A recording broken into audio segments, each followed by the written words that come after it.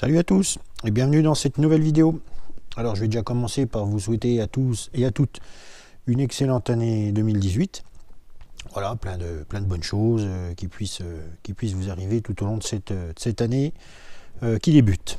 Voilà, donc de mon côté, pour l'atelier, pour l'usinage, un début d'année qui va être assez riche, je dirais, puisque bon, il y a l'outil à trépaner là, qui est toujours en cours. On va passer déjà aujourd'hui à la partie usinage du corps de celui-ci. Je vais vous montrer ça tout de suite. Et puis sinon il y a aussi, alors on a un projet, je ne sais pas si vous êtes peut-être déjà au courant, si vous les suivez, on a un projet en commun, je dirais, avec Pierre Nectou et Marco, l'atelier de Marco. Donc pour faire un projet en commun tous les trois. Alors reste à s'organiser. Mais bon, on va y arriver, savoir déjà ce qu'il faut, ce qu'on va réaliser. On n'a encore pas trouvé. Donc si vous avez des idées, elles seront toujours les bienvenues. Sachant que, bon, alors il y aura toujours une histoire de transport ou entre nous, donc éviter les choses trop conséquentes, trop lourdes. Peut-être pour limiter les frais de transport s'il doit y en avoir. Donc voilà. Et puis sinon, courant janvier, fin janvier, j'ai un gros four de trempe qui va arriver à l'atelier et également un appareil de dureté Rockwell. Donc on verra tout ça en détail le moment venu. Voilà pour les premiers petits projets. Donc on va passer à l'usinage du corps de l'outil à trépaner. Alors le corps en lui-même n'a pas vraiment évolué, il y a eu quelques petites modifs, mais bon, je vous ferai voir là pour le coup en direct, je dirais, lors de l'usinage ou juste avant. Donc j'ai déjà un bout de brut dans le tour, j'ai déjà commencé par écrouter le brut que j'ai trouvé. Donc il me faut un diamètre de 38. J'avais trouvé un bout de brut de 40, donc c'est bien, ça fait pas beaucoup à enlever. Quand on peut éviter, c'est pas plus mal. Et puis donc on va s'attaquer au perçage ici, à l'alésage je dirais plutôt, et puis au filetage M24 au pas de 2. Alors le filetage intérieur, c'est quelque chose que je n'avais jamais réalisé. J'ai toujours fait des filetages extérieurs et là c'était une première, donc je me suis quand même décidé à me faire la main, je dirais, sur un bout d'acier de récup pour tâtonner un peu le truc. Donc le résultat est plutôt bon. Voilà. Donc j'ai reproduit bien sûr le même pas, le même diamètre qu'il faut que je fasse. Donc ça c'est plutôt bien passé. Ça fonctionne bien donc sur le cône, voilà, qui va être adapté sur l'outil. Voilà. Voilà, il est légèrement serrant, il n'y a pas trop de jeu. C'est pas mal. Donc j'ai monté, donc c'est pareil, forcément je m'en étais jamais servi. J'ai monté ma barre à fileter intérieure, donc c'est un lot que j'avais eu, donc avec des plaquettes carbure. Alors là je sais pas si vous allez voir, c'est pas évident de se mettre près sans que ça soit trop flou. Donc là j'utilise une plaquette à profil complet, je crois que c'est ça le nom, c'est-à-dire qu'elle va former le pas entièrement, puisque à la fin la partie qui est ici, peut-être prendre la pointe à tracer, la partie qui est ici va venir araser le dessus du filet pour compléter le pas. Alors donc là bien sûr c'est une plaquette pour un pas de 2. Donc l'avantage c'est que vous avez un pas qui est fini, terminé quand vous êtes, j'allais dire, quand vous arrivez à fond là, votre pas est complété. Donc c'est l'avantage de ce genre de plaquette. L'inconvénient c'est que ça peut vite être un petit peu onéreux, puisque si vous l'aurez compris, il va falloir une plaquette pour chaque pas. Si vous avez des pas, là, si vous voulez faire un pas de 1,5 par exemple, cette plaquette ne conviendra pas. Alors il existe par contre j'en ai des plaquettes à profil partiel, c'est-à-dire qu'elles vont être en bas de la pointe, là on va avoir un dégagement, c'est-à-dire que là c'est vous qui allez venir finir votre filetage. Voilà, donc un petit peu plus un petit peu moins onéreux, puisque vous avez des plages, j'en ai, ça doit être de 0,75 à 1,5 par exemple, et de 1,5 à 3. Donc avec deux plaquettes, vous faites du pas 0,5 à 3 par exemple. Voilà. Donc là, il se trouve que j'avais les deux types de plaquettes, donc j'ai essayé, j'avais déjà fileté en externe avec des plaquettes partielles. Puis là, je me suis dit que ce serait bien d'essayer une complète. Et puis c'est vrai que le résultat, vous l'avez vu, est pas mal. Voilà. Donc, eh ben, on va passer sur le tour. J'ai fait des essais aussi. Alors, j'ai eu un lot de plaquettes carbure Sandvik. Donc c'est pas la même nuance que j'utilise d'habitude. Donc chaque marque a ses références de nuances, hein, bien sûr. Donc là on a une nuance 43-25. Est-ce que j'utilisais d'habitude, donc c'est celle-ci. La forme est la même, il n'y a rien qui... Enfin, à part le rayon, on va voir ça tout de suite. J'utilisais des nuances 20-25 de chez eux. Alors, bah là, celle-ci, les 43 la permettent, même si sur nos machines, on est loin d'être dans les capacités maxi de ces plaquettes, permettent une avance beaucoup plus rapide. Et par contre, j'ai du coup une meilleure finition puisque je les ai pris avec un rayon beaucoup plus petit, c'est-à-dire l'arrondi que vous allez avoir au bout de la plaquette, ici. Donc celles-ci ont un rayon de 0,8, donc 0,8 mm, alors que celles-ci vont avoir un rayon de 0,4.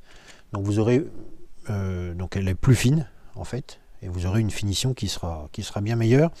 Alors j'ai fait des essais sur le brut là pour l'outil à trépaner sur le corps, et à vitesse égale, j'ai rien changé, j'ai juste changé la plaquette. À vitesse égale, même utilisation avec fluide de coupe. La finition avec ces plaquettes-ci est vraiment remarquable et on voit vraiment la différence. Là, celles-ci, je les utilise, bon, on va dire pour de l'ébauche ou de la semi-finition. Alors qu'avec celle-ci, on est vraiment déjà dans de la finition. Voilà pour le petit détail. Donc là, c'est un lot que j'ai eu sur eBay. J'ai de quoi faire. Il y en a 4 boîtes, j'ai 40 plaquettes. Voilà, j'ai eu ça pour un peu plus de 80 €, je crois, les 4 boîtes. Donc c'est vraiment plus que correct. C'est quasiment pas le prix d'une boîte toute seule chez certains fournisseurs. Voilà. Donc, eh bien, on passe sur le tour et on attaque l'usinage du corps de l'outil. Alors, petite parenthèse, puisque à mon retour de vacances pendant les fêtes, là, j'ai eu la mauvaise surprise de redécouvrir des choses avec de la rouille dessus due à l'humidité dans l'atelier. Donc, notamment là, si on voit le marbre de traçage. Donc, bon, c'est parti, rien de grave. Du coup, j'en ai profité pour faire une petite vidéo. Je vais vous montrer un peu ça sur la table de la fraiseuse. Comment y enlever rapidement et voilà. Donc j'en ai eu un petit peu aussi sur la table de la fraiseuse, c'est peut-être moins évident de ce côté-là. J'ai pas pensé quand j'ai fait l'autre côté parce que c'était plus marqué. Donc on voit un petit peu les nuances orange que ça fait, genre de fleurs de rouille, voilà, c'est vraiment de surface. Donc ça pour y enlever, là il n'y a rien de sorcier, pas de panique. De la laine d'acier, prenez la laine d'acier assez, mais ça c'est même, je viens de faire tout avec, là c'est un vieux bout mais qui fonctionne. Laine d'acier WD-40, et puis ça part tout seul, on essuie après. On va regarder ça. Hop, pas la peine d'en mettre trop non plus. On frotte tranquillement.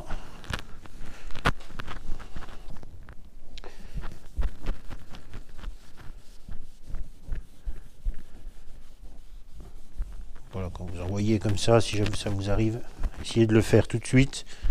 Ça part tout seul. Parce qu'une fois que la rouille s'installe, on a beau faire, c'est jamais. Voilà, donc là j'appuie vraiment pas fort. Hein, vous voyez, mon bout de laine d'acier est quand même relativement. Je crois qu'il va être bon à changer. Hein. un petit bout de papier et on essuie. Ça laisse un petit peu de gras, le WD-40 de toute façon. Et puis lors du prochain usinage,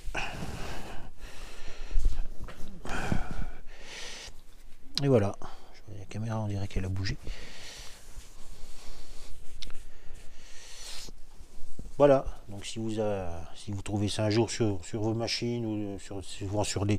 Moi je vois sur le tour, j'en ai eu pas mal sur les manivelles là, parce que j'ai été absent, on était absent une semaine là pendant les fêtes. Et puis j'ai pas fait tourner mon chauffage, j'ai mis le thermostat mais pour le coup trop bas. Et il a fait pas si froid que ça, mais en fait il pleut depuis une semaine ou deux là, c'est une horreur. Donc l'humidité est rentrée dans le bâtiment. Donc ça c'est pas bien. Donc on retourne à notre usinage. Donc mon bout de brut. Donc je suis venu dresser ma face. J'ai fait un point de centre. Et puis je suis venu charioter, j'ai écrouté, je suis venu charioter, donc je suis redescendu au diamètre. Donc avec les nouvelles plaquettes, là, les nuances 43-25. Alors j'ai retrouvé. J'avais déjà taillé dans ce bout-là, alors je sais même plus pourquoi, donc j'ai un bout de chute. Donc voilà, donc qui était usiné avec les plaquettes que j'utilisais avant, la nuance 20-25. Et en fait on voit tout de suite, alors même vitesse, même les essais que j'avais fait là, même vitesse, même condition de coupe, je dirais, hein, comme je vous avais dit tout à l'heure. Donc on voit que c'est quand même le rendu, bon le rendu est propre, hein, il n'y a pas de stries, c'est lisse, mais c'est plus mat, c'est plus, voilà. Donc on voit quand même une belle différence. Je pense que le rayon de plaquette y est pour beaucoup, puisque sur celui-là il est beaucoup plus fin, donc vraiment une plaquette dédiée finition. Et puis c'est aussi une plaquette qui est plus typée acier fonte, que je dise pas de bêtises, par rapport à la nuance 20-25 chez Sandvik qui va être plus typé acier, voire même plutôt inox acier. Voilà, pour le petit détail. Alors, on va regarder un petit peu les mesures, puisque on a souvent l'habitude de dire ou d'entendre parler, enfin ce qui est souvent vrai, que le pied à coulisse, bon, c'est quelque chose qui est rapide à mettre en œuvre, à mesurer, mais qui peut s'avérer ne pas être le plus précis. Et puis ça fait quelques temps que je fais des comparatifs avec le mien là que j'ai, et en fait je m'aperçois que il est quand même relativement précis. Alors on va voir ça tout de suite. Alors je vais enlever ça, faire un peu de place. Voilà. Donc on va regarder, je pense que normalement vous devriez voir l'affichage, ce que ça donne. Alors c'est pareil, hein, toujours s'assurer de la propreté de ce qu'on mesure, de l'appareil de mesure en lui-même. Hop. Voilà, donc là on a 38,01. Je pense que vous le voyez. Et puis donc, on va comparer ça avec nos fameux micromètres. Alors, hop. Le micromètre c'est pareil, c'est toujours une histoire de feeling.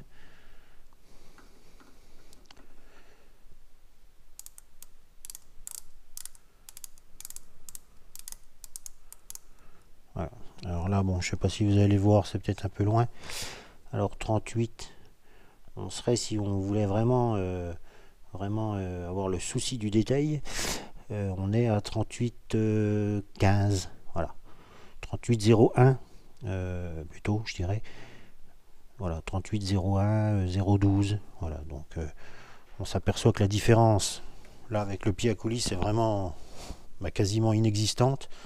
J'ai fait plusieurs relevés comme ça plusieurs fois, et c'est pour ça que du coup j'en arrive à moins utiliser ça, chose qui va très très bien. Là par contre où j'ai un petit peu plus de différence de mesure, c'est sur des, on verra ça tout à l'heure, notamment sur des alaisages, les côtes intérieures, donc là où on n'est pas forcément souci, là c'est un peu plus profond, c'est toujours pas évident, donc là on utilise les micromètres d'intérieur à 3 touches, Et là on est sûr de la précision, mais on verra ça tout à l'heure. Voilà. Donc on débute le perçage. Donc là je vais me fier à ma poupée mobile qui est graduée pour la profondeur effectuée. Donc faut que je perce à 15 mm de profondeur. Donc là je me suis basé avec la pointe du forêt pour l'instant. Donc c'est la pointe qui ira à 15, et puis après de toute façon je finirai avec une fraise pour que le fond du trou soit relativement plat. Voilà. Donc allez, c'est parti. Donc la machine a tourné un petit peu avant, surtout par ces temps-là. Je vous dis, là j'ai 12-13 degrés. On fait tourner un peu les machines à vide tranquillement, voilà. Et puis avant de les faire travailler.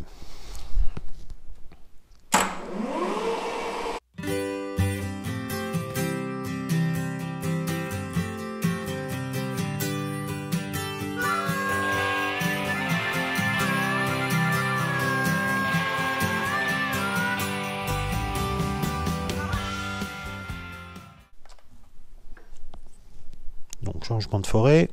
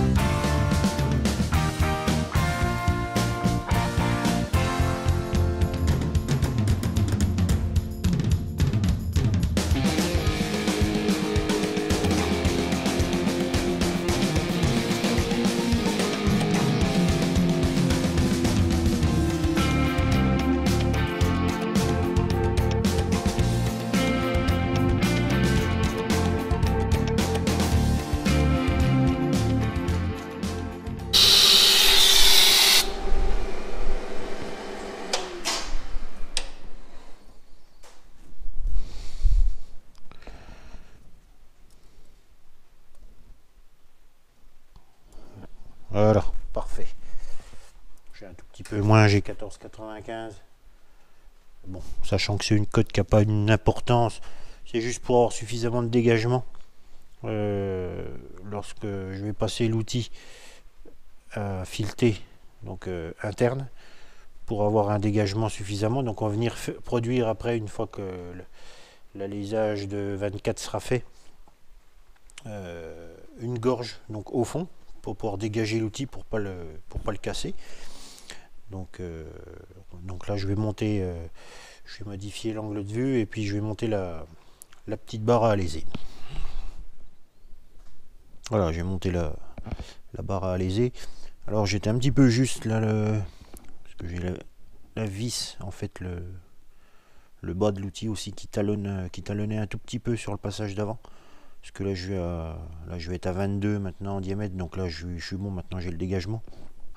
Et puis parce que j'ai pas voulu remonter, sinon j'ai une plus petite comme ça, il aurait presque fallu que je commence avec, mais bon, celle-ci était montée, et puis voilà. Donc pour la première passe, il n'y avait rien d'inquiétant. Donc je vais refaire une passe. Donc je prends 0,5, et puis je vais mettre la lupe quand même. Je vais voir si ça gicle pas trop sur la caméra, sinon je ferai 100. Allez, c'est parti.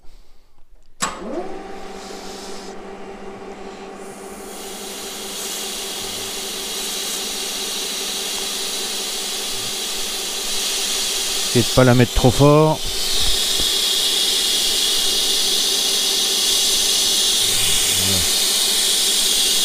Voilà, pour le coup il y en a trop. Allez.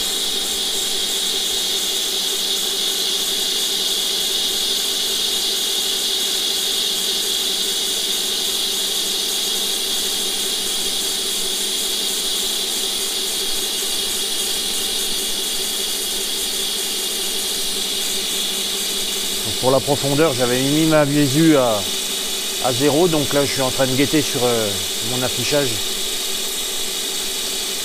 Là il me reste 2 mm.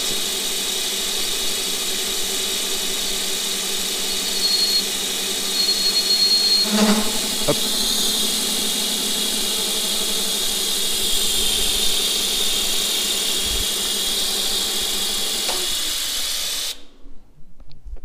Alors, on va maintenant passer à la mesure. Alors pour ça, on va faire un peu comme tout à l'heure. On va voir avec le pied à coulisse, avec un alésomètre, enfin un micromètre d'intérieur, et puis aussi des petites piges télescopiques. Donc je vais filmer autrement, puis je vais me mettre en place, et puis on voit ça tout de suite après. Bon, c'est parti pour les mesures. Alors on va déjà commencer. On va jeter un œil avec le pied à coulisse. Alors là, c'est pour le coup, c'est pas l'idéal. Je pense que oui, on voit l'affichage. Ça bouge un peu. C'est pas 23, 87, 88. Voilà, à peu près. Mais vous voyez, c'est pas. On peut vite bouger. Vous voyez, le 23, 30. Suivant comment on se place, il faut être bien perpendiculaire. Puis encore, on n'est pas sûr. Si vous avez un élage qui est très profond, vous ne pourrez pas y aller, ce qui est logique.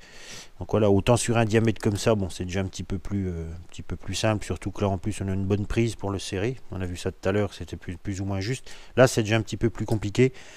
Et puis on a aussi un phénomène qu'on peut pas éviter avec les pieds à coulisse, c'est un phénomène un peu de flexion aussi, et puis dû au mouvement en lui-même du pied à coulisse, hein, forcément. Même là si c'est un pied à coulisse quand même de qualité. Voilà. Je sais pas si on l'entend là. Voilà, il y a un petit peu de jeu quand même, c'est tout à fait normal, hein, on peut pas. Voilà.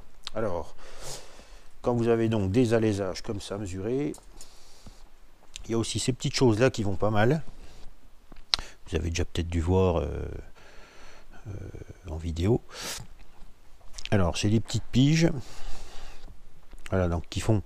Donc celle-ci fait de 19 à 32 mm, je crois, ou sinon c'est aussi en pouces.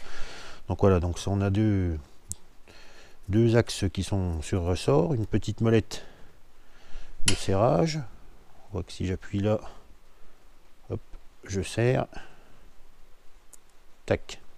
Alors pour l'utiliser, donc on desserre forcément.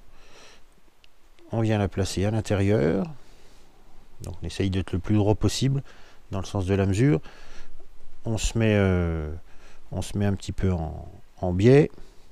On vient serrer notre pige, pas bloquer, mais quand même qu'elle bouge plus. Et on vient donc hop la sortir en faisant ce mouvement là. Et là, il nous suffit avec le pied à coulisse de venir mesurer.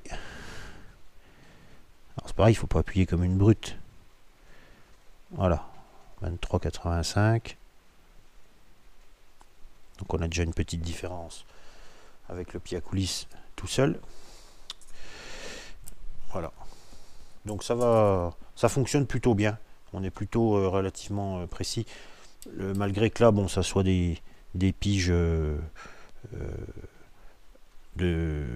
c'est du Made in China, hein, mais bon, ça fait le boulot quand même. Voilà, c'est pas d'une grande qualité au niveau du. Mais bon, après c'est deux tiges avec des ressorts. Hein, du moment que vous avez les. Alors pareil, toujours contrôler qu'on a les surfaces quand même propres ici, si on n'a pas des bavures ou des petites saletés qui pourraient venir ou des j'en avais eu aussi qui avaient des petites bavures soit d'usinage, donc bien regarder et puis les enlever. Et puis donc maintenant on va donc passer au micromètre d'intérieur à 3 touches. Alors je vais peut-être faire là la vidéo en 2 fois pour le micromètre, puisque si j'approche la caméra de trop, ça sera flou et vous ne verrez pas les graduations. Je vais peut-être déjà faire la mesure, vous la commenter, et puis à ce moment-là je ferai peut-être soit une photo de l'affichage ou ou éventuellement avec mon téléphone, peut-être si j'arrive à le caler. Je vais voir ça. Donc je vais le chercher et on regarde ça tout de suite. Voilà, j'ai été chercher le micromètre d'intérieur à 3 touches. Donc, on les voit ici. Donc celui-ci va de 20 à 25 mm. Voilà, donc on voit qu'on commence là ici à 20 mm. On est sur 0. Donc alors comment ça fonctionne? C'est tout bête. Alors, je vais le placer là. C'est pas facile parce que je suis pas en face. Alors voilà. On a des graduations qui vont s'arrêter, on va dire, enfin, à 50. Hein, c'est pas comme sur un micromètre que je vous avais montré un coup qui avait un tambour d'un tour pour 1 mm. Là, il y a la petit truc à faire attention quand on mesure. On peut voir ici. Faudrait que je trouve. Voilà.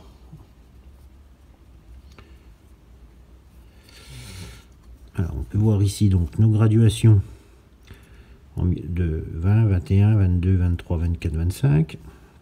Et puis on en retrouve en dessous ici. Donc là, ça va être les demi.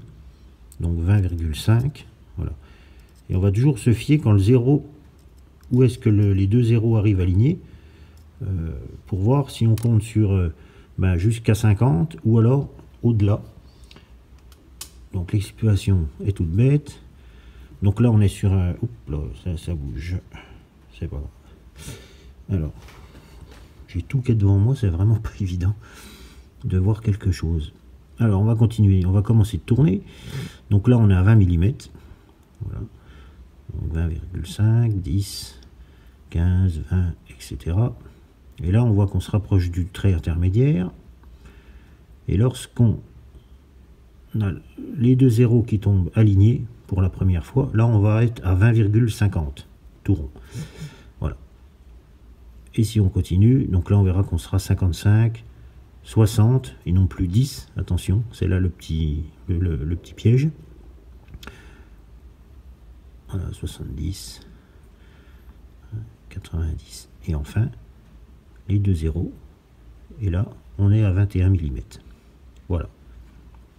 Donc on va mesurer notre alésage. Je vais le remettre à l'intérieur. Voilà. Donc on se rappelle qu'on avait 23,85. On avait trouvé tout à l'heure. Alors là, je vais recommencer comme ça. 0. Hop. Donc là, je suis à 23. L'avant-dernier trait. Et on a les deux zéros. Donc on tourne. Voilà, on va avoir 23. Voilà, 23, 50. 55, 60, 70, 75, 80.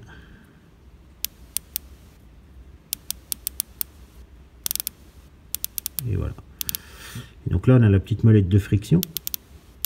Je ne sais pas si vous l'entendez, comme j'ai le micro qui n'a pas dirigé dessus. En fait, qui évite de forcer sur notre mesure.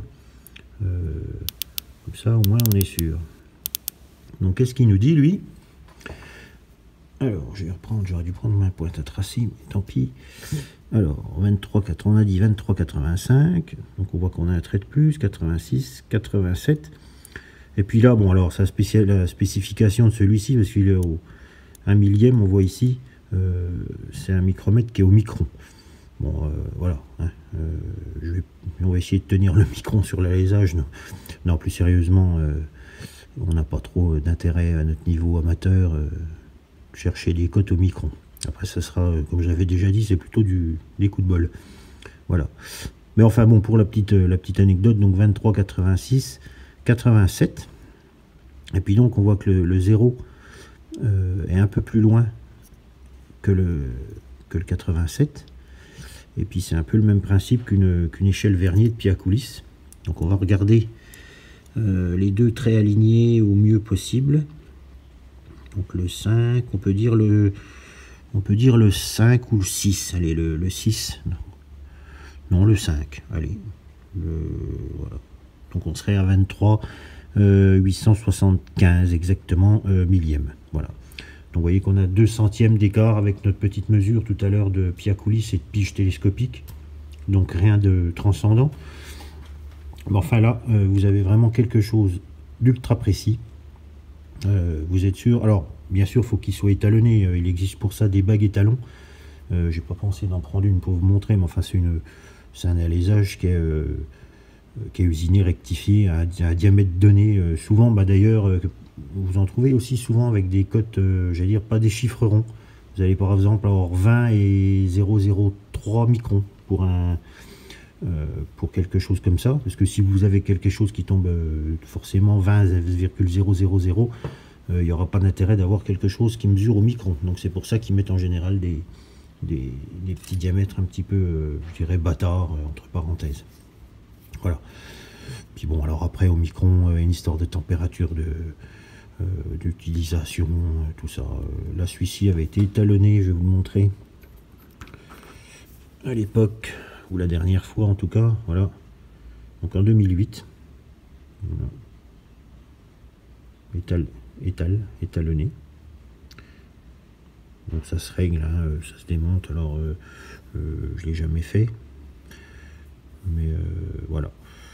Et puis il y avait j'ai les certificats aussi, puisque bon, c'est un lot que j'avais trouvé chez un professionnel. Voilà. Donc puis qui travaillait pour l'aéronautique, donc je pense que lui avait certainement plus l'usage du micron que moi.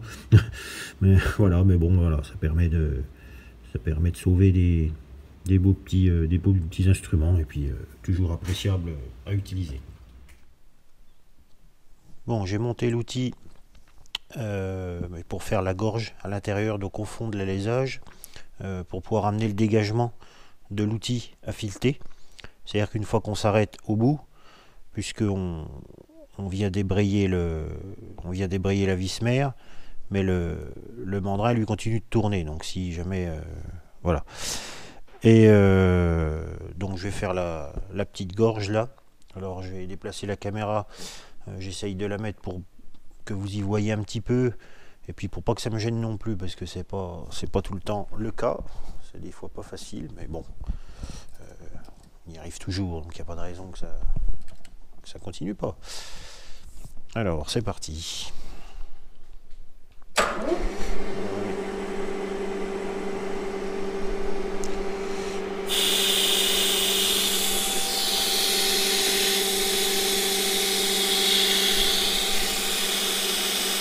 Donc pour savoir où je vais, j'avais mis là en fond de l'alésage, j'avais mis pareil ma visu à 0.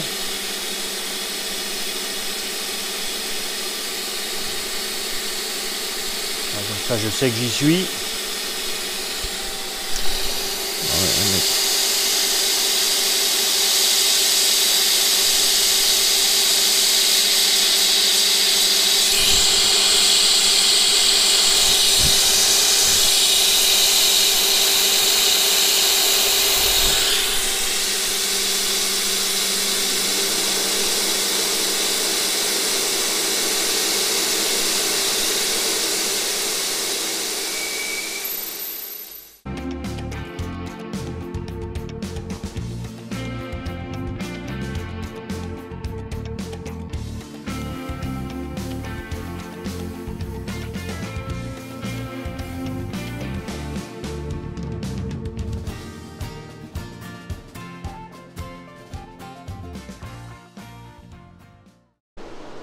Donc la gorge est faite.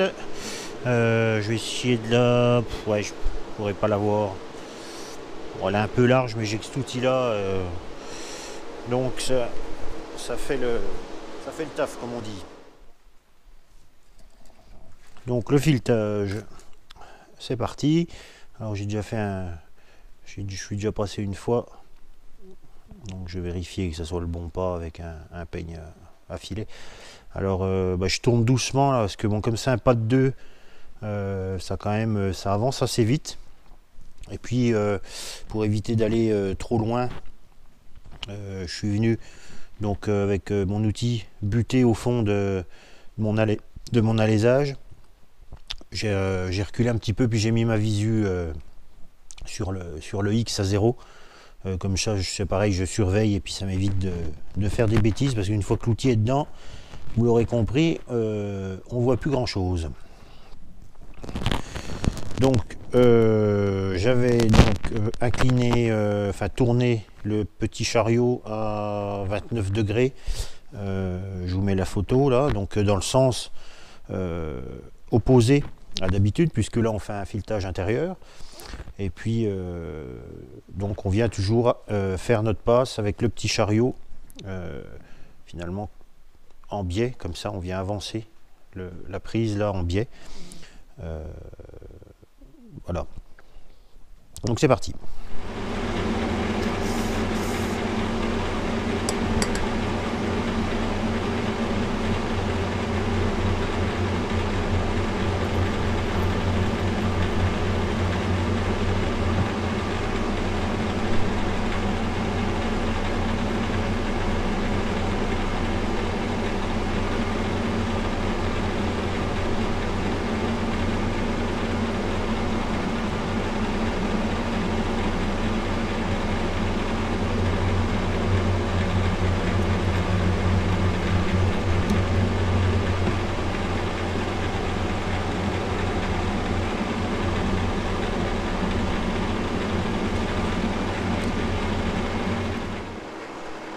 Donc je vais essayer de vous détailler le mode opératoire. Alors là ma passe est prête à prendre. Donc j'embraye là. J'ai juste embrayé ma vis mère. Vous voyez que l'appareil à retomber dans le pas n'est pas en fonction.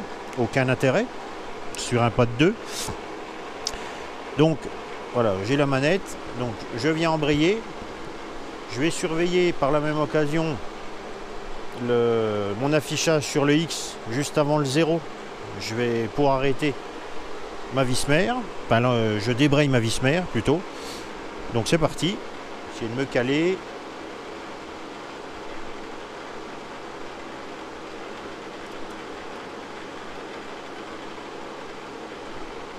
Voilà, donc là je me suis arrêté juste avant 0. Donc je viens avec le petit chariot, enfin avec le chariot, je viens dégager mon outil. Voilà, je recule. Là, je vais revenir à mon 0. Voilà. Je sais pas si vous le voyez bien, ça brille un peu. Voilà, je suis sur 0. Et je vais donc prendre ma profondeur de passe avec le petit chariot. Voilà. Et là c'est parti, je rembraye.